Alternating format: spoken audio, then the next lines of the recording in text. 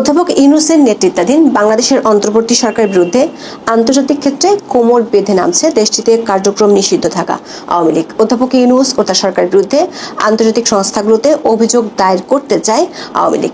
সে লক্ষ্যে এরই মধ্যে সংগঠনটি একাধিক ল ফার্ম বা আইনি সহায়তা প্রতিষ্ঠান এবং লবিস্ট ফার্ম নিয়োগ করেছে। একাধিক সূত্রে জানা গেছে এই ফার্মগুলো আওয়ামী লীগের হয়ে 3টি ধাপে কাজ করবে।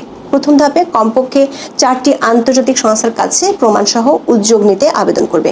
এর অংশ হিসেবে 8ই আগস্ট ব্রিটেনের একটি ল ফার্ম আওয়ামী লীগের নিষেধাজ্ঞা আরোপের বিষয়টি গুরুতর মানবাধিকার লঙ্ঘন হিসেবে ব্যাখ্যা দিয়ে জরুরি পদক্ষেপ নেওয়ার জন্য জাতিসংঘের 2টি সংস্থার কাছে আবেদন করেছে। দ্বিতীয় ধাপে আওয়ামী লীগের কার্যক্রম নিষিদ্ধ করা এবং দলটির নেতাকর্মীদের নির্যাতনের তথ্য সরবরাহ করে 3টি আন্তর্জাতিক মানবাধিকার সংগঠনের কাছে উদ্যোগ গ্রহণের জন্য আবেদন করা হবে। সবশেষ ধাপে গোপালগঞ্জের ঘটনাসহ বেশ কয়েকটি ঘটনায় মানবাধিকার লঙ্ঘনের ঘটনা প্রমাণ আন্তর্জাতিক মানবাধিকার সংস্থাগুলোর কাছে তুলে ধরে তাদের মাধ্যমে ইন্টারন্যাশনাল ক্রিমিনাল কোর্ট বা আইসিসির প্রসিকিউটরের কাছে অভিযোগ জমা দেওয়ার জন্য কাজ করছে। দলটির একাধিক সূত্রে জানা গেছে, বাংলাদেশে ফেব্রুয়ারিতে যে ত্রয়োদশ জাতীয় সংসদ নির্বাচন হওয়ার কথা বলা হচ্ছে, সে নির্বাচনে আওয়ামী লীগকে অংশগ্রহণ করতে না দেওয়ার বিষয়টি আন্তর্জাতিক অঙ্গনে ভালোভাবে তুলে ধরে ওই নির্বাচনের গ্রহণযোগ্যতা প্রশ্নের মুখে ফেলতে চায় দলটি। সেজন্য আগামী কয়েক মাসের মধ্যে দলটি আন্তর্জাতিক মিডিয়াতে বিষয়টি আলোচনার মধ্যে আনতে চায়। 2024 সালের 5ই আগস্ট ক্ষমতা হারায় আওয়ামী লীগ। বাংলাদেশের সাবেক প্রধানমন্ত্রী ও দলটির সভানেত্রী শেখ হাসিনা চলে যান ভারতের দিল্লিতে। দলটির অনেক সিনিয়র নেতা ও বিদেশে আছেন। ইতিমধ্যে শেখ হাসিনা গত 10 দিনের মধ্যে দলটির 1 ডজন শীর্ষ নেতার সাথে দিল্লিতে 2 দফা মুখোমুখি বৈঠক করেছেন। গণমাধ্যমে প্রকাশিত খবর অনুযায়ী বৈঠকগুলোতে বাংলাদেশে দলটির তৃণমূলকে চাঙ্গা করার জন্য কিছু কর্মসূচি হাতে নেওয়ার কৌশল ঠিক করা হয়েছে। পাশাপাশি আন্তর্জাতিকভাবে অধ্যাপক ইউনূসের নেতৃত্বাধীন অন্তর্বর্তী সরকারের বিরুদ্ধে অভিযোগ দায়েরের সিদ্ধান্ত হয়েছে। দলটির একাধিক সূত্র বলছে, মোটা দাগে 2টি ইস্যু নিয়ে অভিযোগ তোলা হবে। একটি হলো অগণতান্ত্রিক উপায়ে নির্বাহী আদেশে দলটির কার্যক্রম নিষিদ্ধ করা। দ্বিতীয়টি হলো গত বছরের 5ই আগস্ট থেকে দলটির বাংলাদেশে থাকা নেতাকর্মী এবং সংখ্যালঘুদের উপর নির্যাতন। গত 12ই মে বাংলাদেশের অন্তর্বর্তী সরকার নির্বাহী আদেশে আওয়ামী লীগের কার্যক্রম নিষিদ্ধ করেছে। সরকার পক্ষ থেকে বলা হয়েছে, আওয়ামী লীগের নেতাদের বিরুদ্ধে বাংলাদেশের আইসিটি বা আন্তর্জাতিক অপরাধ ট্রাইব্যুনালে যে মানবতা বিরোধী অপরাধের অভিযোগগুলো দায়ের করা হয়েছে, সেগুলোর বিচার শেষ না হওয়া পর্যন্ত দলটির কার্যক্রমের উপর নিষেধাজ্ঞা বহাল থাকবে। এদিকে বাংলাদেশের অন্তর্বর্তী সরকারের প্রধান উপদেষ্টা অধ্যাপক ইউনূস ফেব্রুয়ারিতে নির্বাচন অনুষ্ঠানের ঘোষণা দিয়েছেন। আওয়ামী লীগের নেতারা মনে করেন, একটি রাজনৈতিক দলকে নির্বাহী আদেশের মাধ্যমে তার কার্যক্রম নিষিদ্ধ করে নির্বাচনে অংশ নিতে না দেয়া গুরুতর মানবাধিকার লঙ্ঘন। এই বিষয়টি তারা আন্তর্জাতিক সংস্থাগুলোর নজরে এনে এর জন্য ব্যবস্থা নেওয়ার আহ্বান জানাবে। এজন্য দলটির পক্ষ থেকে বেশ কিছু ল ফার্ম বা আইনি সহায়ক সংস্থা এবং আন্তর্জাতিক লবিস্ট ফার্মের সাথে বৈঠক হয়েছে।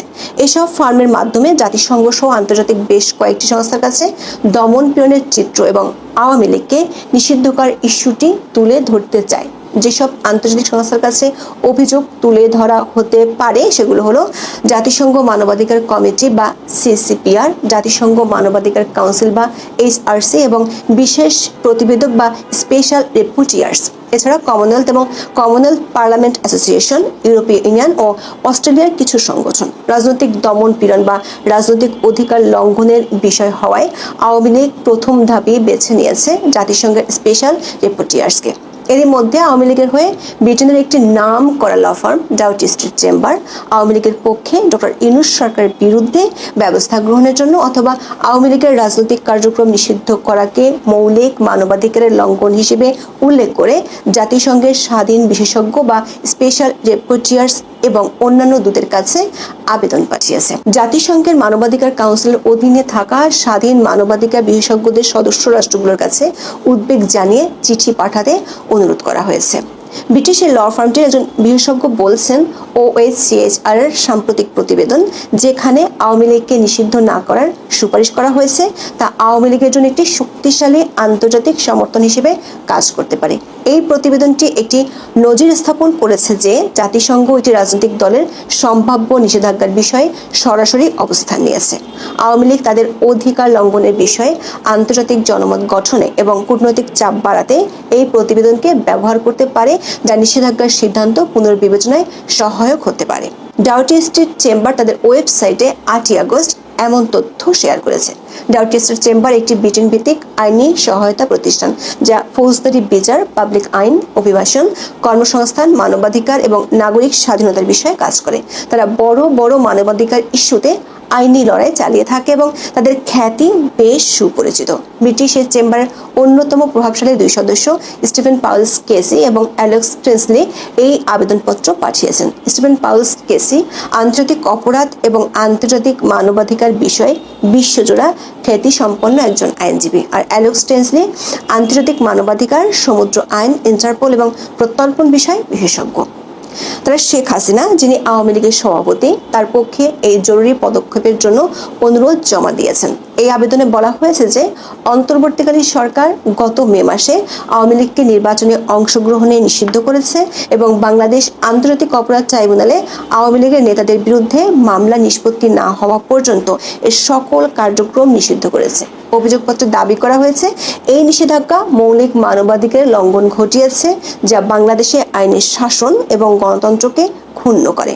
পাশাপাশি আওয়ামী লীগের উপর থেকে নিষেধাজ্ঞা প্রত্যাহার করার এবং যে কোনো নির্বাচনে তাদের সম্পূর্ণ অংশগ্রহণের অনুমতি দেওয়ার জন্য অনুরোধ করা হয়েছে। অভিযোগপত্রে অধ্যাপক ইউনূস দায়িত্ব নেওয়ার পর থেকে আওয়ামী লীগের নেতাকর্মী এবং সংখ্যালঘুদের উপর ব্যাপক রাষ্ট্রীয় নির্যাতন হয়েছে বলে দাবি করা হয়েছে। আরও দাবি করা হয়েছে বাংলাদেশের অন্তর্বর্তী সরকার এসব অপরাধের সাথে জড়িতদের দায় মুক্তি দিয়েছে। আওয়ামী লীগের নেতারা মনে করেন জাতিসংঘের মানবাধিকার বিষয়ক হাই কমিশন তাদের গত ফেব্রুয়ারি রিপোর্টে কোনো রাজনৈতিক দলকে নিষিদ্ধ না করার বিষয়ে বাংলাদেশ সরকারকে সতর্ক করেছিল। বিষয়টি উল্লেখ করে জাতিসংঘ মানবাধিকার কমিটি বা সিসিপিআর, জাতিসংঘ মানবাধিকার কাউন্সিল বা এসআরসি এর কাছে চিঠি পাঠানো হয়েছে।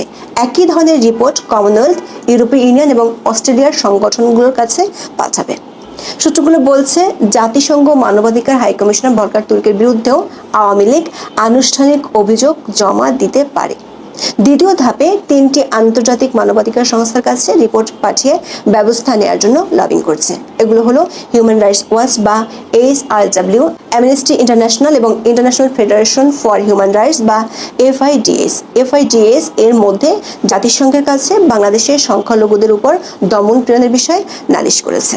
আওয়ামী লীগের একটি সূত্র বলছে সবশেষ ধাপে দলটি ইন্টারন্যাশনাল ক্রিমিনাল কোর্ট বা ICC-তে অভিযোগ দায়েরের জন্য আন্তর্জাতিক মানবাধিকার সংস্থাগুলোর সাহায্য চাইবে। একটি রাজনৈতিক দল হিসেবে আওয়ামী লীগ সরাসরি ICC-তে কোনো মামলা দায়ের করতে পারে না। ICC ব্যক্তিদের বিরুদ্ধে অভিযোগ নেয়, রাষ্ট্র বা সংগঠনের বিরুদ্ধে নয়। তবে যদি অন্তর্বর্তীকালীন সরকার কর্তৃক আওয়ামী লীগকে নিষিদ্ধ করা এবং এর নেতাকর্মীদের উপর দমন পীড়ন মানবতা বিরোধী অপরাধের পর্যায়ে পড়ে বলে প্রমাণ করতে পারে, তাহলে ভুক্তভোগী ব্যক্তিরা বা তাদের পক্ষে মানবাধিকার সংস্থাগুলো ICC প্রসিকিউটরের কাছে তথ্য বা অভিযোগ জমা দিতে পারে। প্রসিকিউটর সেই তথ্যের ভিত্তিতে একটি প্রাথমিক পরীক্ষা বা প্রিলিমিনারি এক্সামিনেশন শুরু করতে পারেন এবং যদি পর্যাপ্ত প্রমাণ পাওয়া যায় তাহলে তদন্ত শুরু করতে পারেন। এক্ষেত্রে আওয়ামী লীগ গত বছরের জুলাই থেকে পুলিশ হত্যা ও সংখ্যালঘুদের উপর নির্যাতনের বিষয়টি তুলে ধরতে চায়।